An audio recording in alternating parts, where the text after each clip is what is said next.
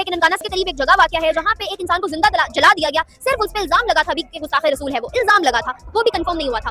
तो मुझे बताएं, हमेशा से हम हिंदुस्तान को इस बात पे ट्रोल करते आए हैं कि आप लोगों को मजहब का नहीं पता, इंसानियत का नहीं पता। आज वही हिंदुस्तान पूरे टर्की में इमदाद लेके पहुंचा हुआ है, वहाँ ना सिर्फ इमदाद जा रही है बल्कि लोग भी जा रहे हैं उनकी हॉस्पिटैलिटी के लिए। लेकिन हम लोग जो है इस वजह से ये देखे ना, सब कर रहे हैं जी लावा लावा लावा है जी, ये देखे ना, ये गलत बात है, भट्टे समझते हैं। और वो जो हबीब जालम ने कहा था ना कि ये 10 करोड़ गधे, वो उसने ऐसा ही नहीं कह दिया था कोई हवा में, वो अब 20 करोड़ हो गए हैं फैल फैल के। वो बिल्कुल सही कहा था। अब ये इस आदमी को अगर दिमाग हो तो ये स्टोरी को बयान कर सकता है। ये मुसलमान मेजॉरिटी में होने का मकसद ये नहीं है कि आप ईसाइयों पे या बाकी लोगों पे जब मर्जी जो मर्जी जिस तरह का मर्जी इल्ज़ाम लगा दें।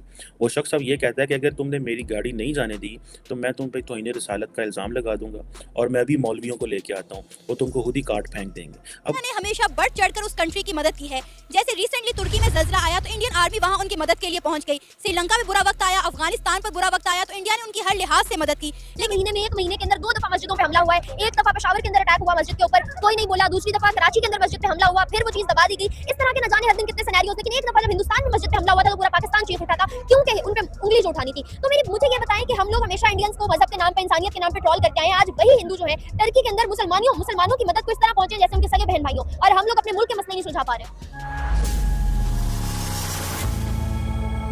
जय हिंद दोस्तों, welcome to no India time. दोस्तों, पाकिस्तान लाहौर में एक नानकाना नाम का जगह था जिसमें एक आदमी को ब्लास्फेमी लॉ के लिए जिंदा जला दिया। अब पाक मीडिया डिस्कशन कर रहे हैं कैसे हम दुनिया के आगे मुंह दिखाएंगे, और तो और पाक मीडिया ये डिस्कशन कर रहा है कि हिंदुस्तान देखो तुर्की की मदद के लिए कैसे आगे बढ़ रहा है, कितना नाम कमा रहा है इंडियन आर्मी, और हम क्या कर रहे हैं। आइए और आगे का पाक मीडिया का डिस्कशन सुनते हैं। अगर वीडियो अच्छा लगे तो like, comment, share and subscribe कर देना प्लीज। के करीब एक जगह वाक़या है जहाँ पे एक इंसान को जिंदा जला दिया गया, सिर्फ उस पे इल्जाम लगा था कि गुस्ताखे रसूल है, वो इल्जाम लगा था, वो भी कंफर्म नहीं हुआ था। तो मुझे बताएं, हमेशा से हम हिंदुस्तान को इस बात पे ट्रोल करते आए हैं कि आप लोगों को मजहब का नहीं पता, इंसानियत का नहीं पता। आज वही हिंदुस्तान पूरे टर्की में इमदाद लेके पहुंचा हुआ है, वहाँ ना सिर्फ इमदाद जा रही है बल्कि लोग भी जा रहे हैं उनकी हॉस्पिटैलिटी के लिए। लेकिन हम लोग जो है इंसानियत भुला के और दुनिया के सामने किस तरह दीन को रिप्रेजेंट करें, क्या कहेंगे? देखें, हमारे मुल्क पाकिस्तान का अलमिया यह है कि बदकिस्मती के साथ सबसे पहले तो इस तरह का कोई हादसा या वाक़या हो या इंसिडेंट हो तो सबसे पहले कानून है। कानून किस चीज़ का नाम है? कानून है। कानून के ही दलील पे जाके मुकदमा होना चाहिए और उसके बाद जो है ना आगे इस तरह ये सिलसिले को चलना चाहिए, ना कि इस कानून को अपने हाथ में लेकर खुद जो है ना रिएक्ट करना चाहिए। बदकिस्मत से पाकिस्तान में इस तरह के 3 बल्कि बहुत सारे 7 वाक़यात हो चुके हैं। अगर आपके इल्म में होगा तो श्रीलंका का जो एक मैनेजर था उसको कत्ल कर दिया गया मजहब के इल्जाम में, और बाद में जब इन्वेस्टिगेशन हुई तो मामला कुछ और निकला। इसी तरह आसिया बीबी को, मैं उसकी बरीकबीनी में तो नहीं जाना चाहता, लेकिन मैं ये समझता हूँ कि कानून की दलील पे ही जाना चाहिए था। अभी हाल ही में जो अभी जो ननकाना साहब का वाक़या हुआ, मुझे अपने ज़रिए से ये पता चला है कि वहाँ पे जो है ना कानून बकायदा पुलिस आई और उन्होंने जो है ना उनको गिरफ्तार किया, और पुलिस के कस्टडी में अवाम कुछ लोग, मैं उनको यानी कि आशिक नहीं कहूँगा, इश्क इस चीज़ का नाम नहीं है कि आप बगैर इन्वेस्टिगेशन के, बगैर तहकीक के आप किसी पर भी चढ़ दौड़ें और उसको जो है ना अपनी गिरफ्त में लेकर उसको कत्ल कर दें। ठीक है, इससे पहले एक बैंक मैनेजर जो था उसको भी तो इन्हें मजहब का इल्जाम लगाकर उसको इस तरह मार दिया गया, जला दिया, मार दिया गया। और ये तो बहुत ज़्यादा एक दिल को यानी कि बहुत ज़्यादा एक हिला देने वाली बात है कि ये जो अभी वाक़या चला देने वाला, हालांकि आप ये में बात होगा कि दोनों वाक़यात बिल्कुल मिलते जुलते, जो कि बहुत ईमानदार था और ईमानदार था। सारे जो वर्कर थे वो इस बात की गवाही देते हैं कि वो बहुत ईमानदार था और अपने रूल्स का, असूल का पाबंद था। ठीक है, बाद में जब तहकीक हुई तो ये बात साबित भी हो गई कि वो तो ये मजहब उसने की ही नहीं है, उसको जो है ना जानबूझ के मुश्तइल मुजाहिरीन ने, ये मैं सबको नहीं कहूँगा, कुछ चंद शरपसंद लोग होते हैं जिन्होंने इस तरह का एक्ट किया और उसको जला कर रख दिया। अब सबसे बड़ा मसला हमारे लिए यह है कि हमारी जो कंट्री, हमारा मुल्क पाकिस्तान है, कलमे की बुनियाद पर बना है, ला इलाहा इल्लल्लाह मुहम्मद रसूलुल्लाह।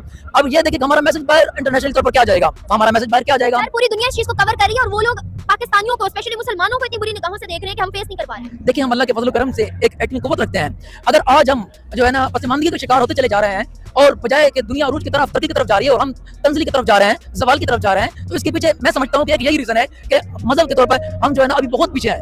जज्बातीपन, जोश, अंदाजा। देखिए, सलमान तसीर का वाक़या भी आपके सामने है, इस तरह के और कई वाक़यात मैं आपके सामने जो है ना बता सकता हूँ। और देखिए, अगर अब मैं ये लफ्ज़ कहूँ, कुछ लोग कहेंगे भैया अब क्या करें, लेकिन बात भाई सही है। सबसे पहले हमारा कानून पावरफुल होना चाहिए। सर, कानून की तो यहाँ से आप हालात देख लें कि पाकिस्तान में अभी इस पिछले महीने में, एक महीने के अंदर 2 दफा मस्जिदों पे हमला हुआ है। एक दफा पेशावर के अंदर अटैक हुआ मस्जिद के ऊपर, कोई नहीं बोला। दूसरी दफा कराची के अंदर मस्जिद पे हमला हुआ, फिर वो चीज दबा दी गई। इस तरह के न जाने हर दिन कितने सिनेरियोज। लेकिन एक दफा जब हिंदुस्तान में मस्जिद पे हमला हुआ था तो पूरा पाकिस्तान चीख उठा था, क्योंकि उन पे उंगली जो उठानी थी। तो मुझे ये बताएं कि हम लोग हमेशा इंडियंस को मजहब के नाम पे, इंसानियत के नाम पे ट्रोल करके आए हैं। आज वही हिंदू जो है टर्की के अंदर मुसलमानों की मदद को इस तरह पहुंचे जैसे उनके सगे बहन भाइयों, और हम लोग अपने मुल्क के मसले नहीं सुलझा पा रहे।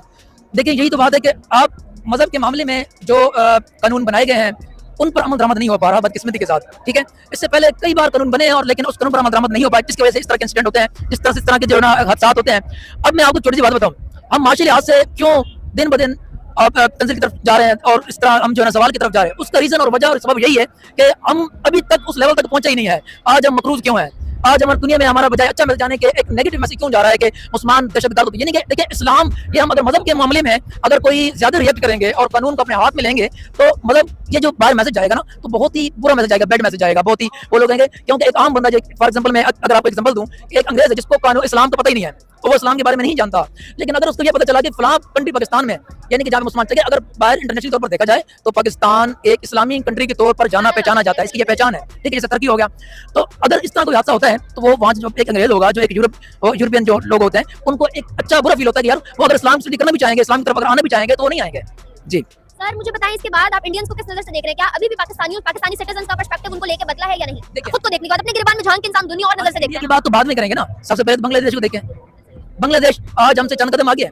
बहुत कदम सर, चंद कदम नहीं। IMF ने बांग्लादेश को $1 बिलियन का कर्जा दिया मगर पाकिस्तान को रिफ्यूज क्यों दिया? क्यों? उनको बिलीव है, उनको पता है कि इनकी माशी लिहाज से जो इनके जो यानी कि इनका जो प्लान है बहुत बेहतरीन है और उनको यकीन होता है कि ये जो कर्ज हम दे रहे हैं वो हम रिटर्न करेंगे। अब बदकिस्मती की बात ये है कि पाकिस्तान में अभी तक हमारी सिचुएशन कंडीशन अभी तक भी वही है जो कि आज से 10 साल पहले की थी।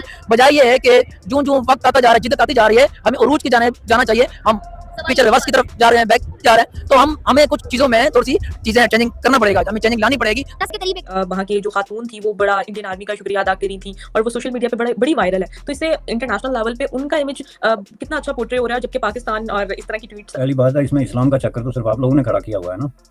तुर्की इज ए कंट्री, इंडिया के नज़दीक उसका कोई मजहब नहीं है, वो इस्लामी है या नहीं है। दूसरी चीज़ ये है कि इंडिया ने वो चीज़ें दी जो उसके पास हैं। एड दी तो इंडिया जो है वो एक इमर्जिंग इकोनॉमी है, पैसे हैं उनके पास, डॉक्टर भेजे तो डॉक्टर हैं। आपके डॉक्टर जो हैं वो शहरों में आके तरक्की याफ्ता दुनिया के शहरों में टैक्सियाँ चला रहे हैं, तो आप ज़ाहिर है डॉक्टर कहाँ से करेंगे तो भेजेंगे। या आपके डॉक्टरों की काबिलियत इतनी है कि वो दूसरे शहरों में जाके टैक्सियाँ चलाते हैं, तो उनको ज़ाहिर आप तुर्की तो नहीं भेज सकते ना तुर्की उनको एक्सेप्ट करेगा। तो इसी तरह मेडिसिन की बात है तो इंडिया दुनिया की फार्मेसी है, कहा जाता है उसको ग्लोबल फार्मेसी। तो वो अगर कुछ मेडिसिन उसने तुर्की को दी है तो बात जो जिसके पास होता है वो कंट्रीब्यूट करता है। और मैंने ये कई दफ़ा अर्ज किया कि ऐसे में पाकिस्तान को अपने आप को हल्कान नहीं करना चाहिए खामखा इंडिया के साथ कंपेयर करके। तो क्योंकि आप अपने पहले जो है ट्रेजरी देखें, जो आपका खजाना है उसमें इस वक्त जो है वो 3 बिलियन एज वी स्पीक बाकी रह गया है। और अभी आप जो है वो किसी वेटिंग फॉर अल्लाह की उसमें हैं कि कोई कहीं से 2 मिलियन और दे तो इसमें हम रखें। ज़ाहिर है अद्वियात खुद आपकी अपनी लाइफ सेविंग अद्वियात जो हैं वो बैंकों के लेटर ऑफ क्रेडिट ना खुलने की वजह से जो है वो समुद्र में फंसी हुई हैं। तो इन हालात में आप इस तरह की तवक्को क्यों रखते हैं कि कोई जो है वो तुर्की को पाकिस्तान ये देगा या वो देगा? ये सिंबॉलिक मदद होती है, उसमें वो एक जहाज भेज दे, बहुत बड़ी बात है पाकिस्तान, दैट्स इट। अपना जो है वो कमल देख के तो अपना पाँव फैलाना चाहिए ना। एक आदमी के घर में जो है वो रोटी नहीं है, उसके बच्चे भूखे मर रहे हैं, बीमारियां हैं, भूख है, नंग है, तो वो उठ के पड़ोसियों की खिदमत करना शुरू हो जाए तो पड़ोसी भी उसको जूते मारेंगे आज जब उनको रोते हुए बच्चों की आवाज़ आएगी, भूखे नंगे बच्चों की। तो ये हालत है, इसीलिए पाकिस्तान को उन्होंने आने से मना कर दिया। 80 लोगों का डेलीगेशन लेके जा रहे थे। आप देखें ऊपर से पैसे किस तरीके से मांगते हैं और फिर वो पैसे लेके तो वही लोगों के सामने वही पैसे जो है उसको खर्च किस तरीके से करते हैं कि 80 आदमी जा रहे थे तुर्की में सॉलिडारिटी शो करने के लिए। तो ये हालत है, इस पर क्या बात करें।